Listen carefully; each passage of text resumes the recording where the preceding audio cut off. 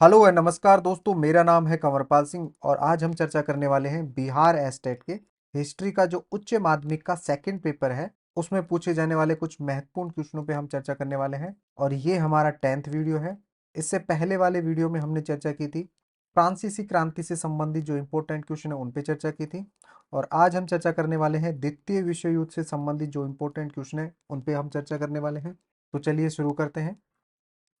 और आज का जो हमारा पहला क्वेश्चन है वह है द्वितीय विश्व युद्ध के प्रमुख कारण थे। तो इसमें 3 कथन दिए हुए हैं, हमें सही कथन की पहचान करनी है और उसी के आधार पर हमें सही कूट का चुनाव करना है।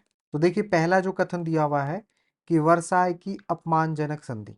प्रथम विश्व युद्ध के बाद में जो वर्साय की संधि हुई थी यह जर्मनी के लिए अपमानजनक थी और जर्मनी अपना बदला लेना चाहता था।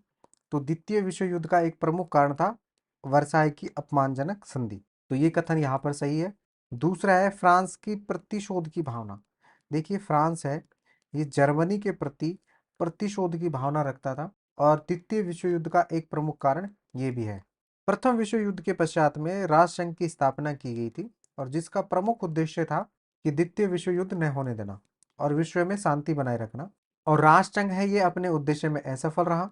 तो द्वितीय विश्व युद्ध का एक कारण ये भी रहता है। तो यहाँ पर दिए गए जो तीनों कथन है वो सही है। तो सही आंसर हो जाएगा हमारा ऑप्शन सी, अर्थात कथन 1, 2, 3 तीनों ही सही है। जो विश्व युद्ध के जो प्रमुख कारण है वर्साई की अपमानजनक संधि भी है, फ्रांस की प्रतिशोध की भावना भी है जर्मनी के प्रति, और राष्ट्रसंघ की असफलता भी है। सेकंड हमारा क्वेश्चन है कि द्वितीय विश्व युद्ध का तत्कालीन कारण है। देखिए, 1 सितंबर 1939 को जर्मनी के द्वारा पोलैंड पर आक्रमण कर दिया जाता है और इसे ही द्वितीय विश्व युद्ध का तत्कालीन कारण माना जाता है। और पोलैंड के पक्ष में फ्रांस और इंग्लैंड भी आ जाते हैं और देखते ही देखते संपूर्ण विश्व है ये इस युद्ध की चपेट में आ जाता है। तो हम यहाँ पर बात करें द्वितीय विश्व युद्ध के तत्कालीन कारण की बात करें तो द्वितीय विश्व युद्ध का जो तत्कालीन कारण था वह था पोलैंड पर आक्रमण। तो इस क्वेश्चन का राइट आंसर हो जाएगा ऑप्शन ए। क्वेश्चन नंबर 3 है द्वितीय विश्व युद्ध कब से कब तक चला। तो यहाँ पर 4 ऑप्शन दिए हुए हैं, हमें सही ऑप्शन का चुनाव करना है। तो देखिए, द्वितीय विश्व युद्ध की शुरुआत हुई थी 1 सितंबर 1939 को हुई थी और यह चला था 1945 तक। तो यहाँ पर इस क्वेश्चन का जो राइट आंसर हो जाएगा वह हो जाएगा ऑप्शन डी, अर्थात 1939 से लेकर 1945 तक। नेक्स्ट हमारा क्वेश्चन है यूरोप के उस देश का नाम बताइए जो दोनों विश्व युद्ध में तटस्थ रहा। तो यहाँ पर 4 ऑप्शन दिए हुए हैं, स्पेन, पोलैंड, हॉलैंड या इनमें से कोई नहीं। तो यहाँ पर जो दोनों विश्व युद्धों में आधिकारिक तौर पर जो तटस्थ रहा था वह था स्पेन। बाकी ये अप्रत्यक्ष रूप से जर्मनी को सहयोग कर रहा था, लेकिन आधिकारिक तौर पर ये दोनों ही विश्व युद्ध में तटस्थ रहा था। तो इस क्वेश्चन का जो राइट आंसर हो जाएगा वह हो जाएगा ऑप्शन ए। नेक्स्ट हमारा क्वेश्चन है अमेरिकी नौसेना तथा वायुसेना के बेस पर्ल हार्बर पर किस देश के द्वारा आक्रमण किया गया। तो यहाँ पर 4 ऑप्शन दिए हुए हैं, हमें सही ऑप्शन का चुनाव करना है। ऑप्शन ए में है जर्मनी, बी में जापान, सी में इटली और डी में है इंग्लैंड। तो देखिए, संडे का दिन था और डेट थी 7 दिसंबर 1941 और जो जापान होता है ये अपने 353 फाइटर प्लेन के साथ में अमेरिका के पर्ल हार्बर जो बेस है नेवी और एयरफोर्स का उस पर आक्रमण कर देता है और इसमें अमेरिका के काफ़ी लोग मारे जाते हैं। तो इस क्वेश्चन का जो राइट आंसर हो जाएगा वह हो जाएगा ऑप्शन बी, अर्थात जापान। और इस आक्रमण से पहले जो अमेरिका था वह द्वितीय विश्व युद्ध में तटस्थ था, लेकिन जब जापान के द्वारा अमेरिका के पर्ल हार्बर पर आक्रमण किया गया तो अमेरिका भी इस युद्ध में कूद जाता है। तो अभी तक जो धुरी राष्ट्र थे जापान, जर्मनी और इटली, तो युद्ध इनके पक्ष में था। लेकिन जब अमेरिका इस युद्ध में आ जाता है तो युद्ध हो जाता है मित्र राष्ट्रों के पक्ष में हो जाता है और अमेरिका जापान के 2 शहरों पर परमाणु बम गिरा देता है और इस प्रकार से ये युद्ध है ये मित्र राष्ट्रों के पक्ष में हो जाता है। तो यहाँ पर जो दिया गया क्वेश्चन है इसका राइट आंसर हो जाएगा जापान। जापान के द्वारा ही पर्ल हार्बर जो बेस है वायुसेना और नेवी का अमेरिका का उस पर आक्रमण किया गया था।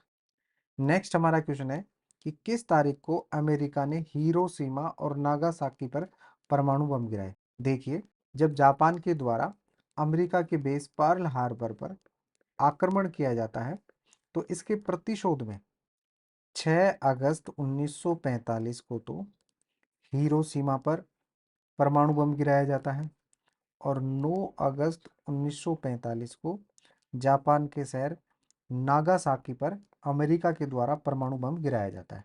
और ये जो दोनों बम थे ये थे T-29। और यहाँ पर जो हिरोशिमा पर जो बम गिराया गया था इसका कोड नेम था लिटिल बॉय। और नागासाकी पर जो बम गिराया था इसका कोड नेम था फैटमैन। तो यहाँ पर इस क्वेश्चन का जो राइट आंसर हो जाएगा वह है 6 अगस्त 1945 को तो बम गिराया गया था हिरोशिमा पर और 9 अगस्त 1945 को बम गिराया था नागासाकी पर। तो राइट आंसर हो जाएगा ऑप्शन ए। नेक्स्ट हमारा क्वेश्चन है निम्न में से कौन सा देश ध्रुवीय राष्ट्रों का सदस्य नहीं है। देखिए सेकेंड वर्ल्ड वार है। सेकेंड वर्ल्ड वार में जो संपूर्ण विश्व है ये दो भागों में बटा रहता है। एक तरफ होते हैं ध्रुवीय राष्ट्र होते हैं और एक तरफ होते हैं मित्र राष्ट्र। मित्र राष्ट्रों में इंग्लैंड और इसके जो सहयोगी देश हैं वो आ जाते हैं। ध्रुवीय राष्ट्रों में 3 राष्ट्र होते हैं, एक इटली, दूसरा जर्मनी और तीसरा जापान। और इन्हें रोम, बर्लिन, टोक्यो ध्रुवीय के नाम से भी जाना जाता है क्योंकि इटली की राजधानी होती है रोम, जर्मनी की होती है बर्लिन और जापान की राजधानी होती है टोक्यो। इसी कारण से इन्हें रोम, बर्लिन, टोक्यो ध्रुवीय के नाम से जाना जाता है। तो दिए गए ऑप्शन में इटली, जर्मनी, जापान ये 3 तो ध्रुवीय राष्ट्र हो गए। इसमें इंग्लैंड है ये मित्र राष्ट्र है। तो इस क्वेश्चन का जो राइट आंसर हो जाएगा वह हो जाएगा ऑप्शन डी। अर्थात यहाँ पर जो ध्रुवीय राष्ट्र का सदस्य नहीं है वह है इंग्लैंड। नेक्स्ट हमारा क्वेश्चन है कि द्वितीय विश्व युद्ध के दौरान इंग्लैंड के प्रधानमंत्री कौन थे। देखिए 1939 ईस्वी में जब द्वितीय विश्व युद्ध शुरू हुआ था तो उस समय जो ब्रिटेन के जो प्रधानमंत्री थे वह थे चैम्बरलेन। लेकिन 1940 ईस्वी में इनकी सरकार का पतन हो जाता है और यहाँ पर जो नए प्रधानमंत्री बनते हैं वह बनते हैं चर्चिल। और चर्चिल यहाँ पर 1940 से लेकर 1945 तक संपूर्ण द्वितीय विश्व युद्ध के दौरान ब्रिटेन के प्रधानमंत्री रहे। तो इस क्वेश्चन का यहाँ पर जो राइट आंसर हो जाएगा वह हो जाएगा ऑप्शन ए। नेक्स्ट हमारा क्वेश्चन है हिटलर ने द्वितीय विश्व युद्ध के दौरान किस देश पर आक्रमण को धर्म युद्ध की संज्ञा दी थी। देखिए हिटलर के द्वारा 22 जून 1941 को सोवियत संघ पर आक्रमण किया गया था। सोवियत संघ पर आक्रमण किया गया था और इस ऑपरेशन का नाम था बारबरोस। बारबरोस इस ऑपरेशन का नाम था और इस युद्ध को इन्होंने धर्म युद्ध की संज्ञा दी थी। तो इसलिए इस क्वेश्चन का जो राइट आंसर हो जाएगा वह हो जाएगा ऑप्शन ए। नेक्स्ट है कौन सा देश युद्ध से पूर्व जर्मनी का मित्र था किंतु द्वितीय विश्व युद्ध के बीच में मित्र राज्यों के खेमे में सम्मिलित हो गया। तो देखिए जर्मनी और सोवियत संघ, सोवियत संघ दोनों के मध्य में 23 अगस्त 1939 ईस्वी को एक संधि हुई थी और इस संधि को मास्को समझौता के नाम से भी जाना जाता है। यह एक अनाक्रमक संधि थी। लेकिन जब द्वितीय विश्व युद्ध शुरू होता है तो जो सोवियत संघ होता है यह मित्र राष्ट्रों के खेमों में सम्मिलित हो जाता है। तो इसलिए इस क्वेश्चन का जो राइट आंसर होगा वह होगा ऑप्शन ए। नेक्स्ट हमारा क्वेश्चन है दो महायुद्धों के मध्य ब्रिटिश तुष्टीकरण की नीति का मुख्य कारण क्या था। देखिए फर्स्ट वर्ल्ड वार और सेकेंड वर्ल्ड वार के बीच में जो ब्रिटेन है ये तुष्टीकरण की नीति अपनाकर रखता है, तटस्थ रहता है। और इसका जो मुख्य कारण था वह था 1917 में जब रूस की क्रांति हुई थी। इस क्रांति के फलस्वरूप साम्यवाद का जन्म हुआ और यहाँ पर ब्रिटेन को डर था कि यह साम्यवाद कहीं यूरोप में ना फैल जाए। और ये जो तानाशाह थे, जो फांसीवाद और नाजीवाद जिसमें हिटलर वगैरह आ जाते हैं, ये भी जो ये साम्यवाद को नष्ट करना चाहते थे। और इस साम्यवाद के डर से ही है जो ब्रिटेन है ये तुष्टीकरण की नीति अपनाता रहता है। तो इसका जो मुख्य रीजन होगा ब्रिटेन की तुष्टीकरण की नीति का वह होता है साम्यवाद। तो इस क्वेश्चन का राइट आंसर हो जाएगा ऑप्शन ए। नेक्स्ट हमारा क्वेश्चन है हिटलर द्वारा यहूदियों के अंतिम समाधान के लिए बनाई गई नीति में कौन सा एक शामिल नहीं है। तो देखिए हिटलर है ये यहूदियों का उन्मूलन कर देना चाहता था, इसलिए इसने कुछ नीतियां बनाई थी जिसमें से ऑप्शन ए में दिया हुआ है यूरोप के सारे यहूदियों को एकत्र कर मेडागास्कर द्वीप भेज दिया जाए। तो ये बिल्कुल सही है। यहूदियों का उन्मूलन कर देना चाहिए, ये भी सही है।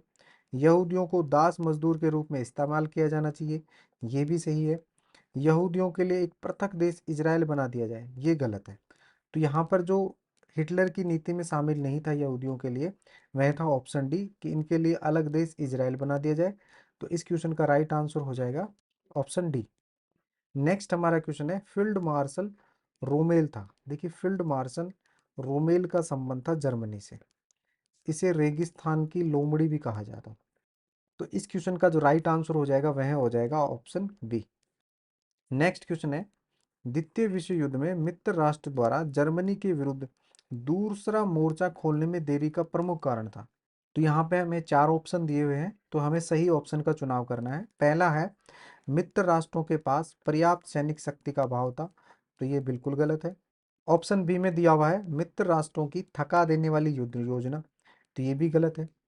हिटलर के हाथों सोवियत संघ को कमजोर करवाने की सोच।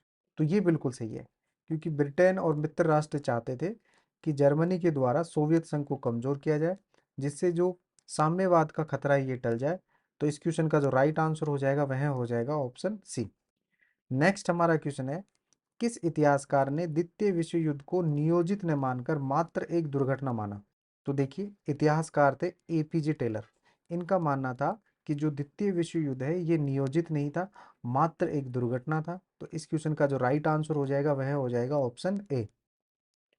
इस वीडियो में हमने चर्चा की द्वितीय विश्व युद्ध से संबंधित जो इंपॉर्टेंट क्वेश्चन है उन पे चर्चा की।